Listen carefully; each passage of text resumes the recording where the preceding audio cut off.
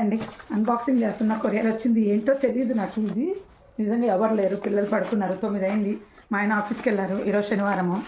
So చూద్దాం ఏంటో. చూడలే నేను, ఎందుకంటే మనకు ఏదైనా కొరియర్లో వస్తే వాళ్ళు వీడియో చేసి పంపమని చెప్తారు కదా, అందుకు. పొద్దున్నే వచ్చి మా పిల్లలవి ఏమో పెట్టారు. నేను ఏదో నా వస్తువు ఏమన్నా వచ్చిందేమో. షాంపూ పెట్టచ్చు, మా పిల్లలు షాంపూ పెట్టారు. నేను ఏదో అనుకున్నా. నిజంగా ప్రామిస్ అది ఏంటబ్బా నేను పెట్టిన ఐటమ్ ఏమో వచ్చింది అనుకున్నా. డాటన్కి watermelon cooling sunscreen పెట్టుకున్నారు మా పిల్లలు. ఇది నేను ఏంటో అనుకొని స్టైల్గా అన్బాక్సింగ్ చేస్తాను. ఇది వాడుతున్నారు ఈ మధ్య, డాటన్కి ఫేస్ క్రీమ్. నేను చూపించా ఇదివరకు మీకు, బట్ వాళ్ళు ఓపెన్ చేస్తారు. డాటన్కి ఇదిగోండి. పొద్దున 6:30కు కొరియర్ విజిటర్ అదే ఎంట్రీ అడుగుతారు కదా. ఏం కొరియర్ అబ్బా ఎంత పొద్దున్న వచ్చింది అని అనుకున్నా. వచ్చింది పొద్దున్న 6 గంటలకు. అదొక కొరియర్ వచ్చింది 6:30 కన్నా. ఇది మా ఆయనతో అడిగిన, ఏందండి పొద్దున్నే 6:30కు కొరియర్ వచ్చింది. నేను ఇంకా లేదనమాట. మా ఆయన లేచి ఆయన పని చేసుకుంటున్నాను. 8:30కి ఆఫీస్కి వెళ్ళాలి. సో ఏమండి కొరియర్ ఏదో వచ్చింది చూడు, నేను యాక్సెప్ట్ అయితే చేశాను గేట్ దగ్గర అని అన్న.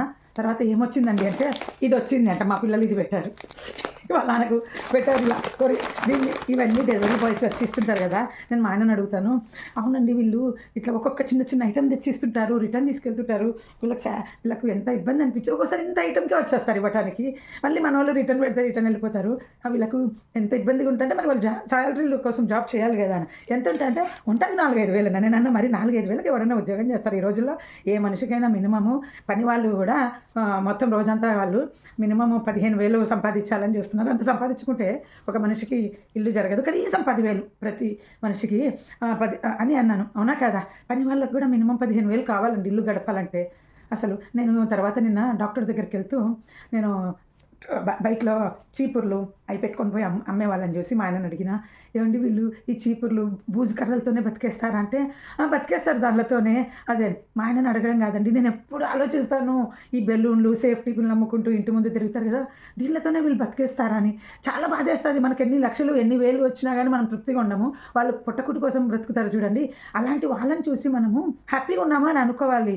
ఎంతమందిని చూస్తానండి. ఇంకా అప్పుడు బెంగళూరులో నేను టపర్వేర్ చేస్తున్నప్పుడు నాతో పాటు రెంట్కు ఉండే వాళ్ళు ఏమన్నారంటే, ఇక్కడ బెంగళూరు నిండా టపర్వేర్ చేసేటోళ్ళు ఉన్నారు అనేది. అంటే డిసప్పాయింటే కదా మనకు. నువ్వు నీకేం జరుగుతుంది ఇక్కడ ఇంతమంది ఉంటే అంటే. వెంటనే ఒక ఆన్సర్ ఇచ్చిన.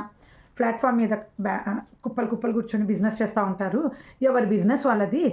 పక్కనోడికి జరిగింది నాకు జరిగింది, ఎవరి అదృష్టం ఎట్లుంటే వాళ్ళది. కూరగాయల మార్కెట్లో చూస్తా ఏంటంటే స్థలం కోసం కొట్టుకుంటుంటారనమాట ఇక్కడ. కానీ స్టార్టింగ్లో వాళ్ళకు బిజినెస్ బాగా జరుగుతుందని గొడవ ఉండొచ్చు నాకు తెలిసి. కానీ మీకు కూడా ఉందా లేదా అనుభవం? నేను ఎప్పుడు స్టార్టింగ్లో కొనను, లోపలికి వెళ్ళి లోపల చూసుకుంటా.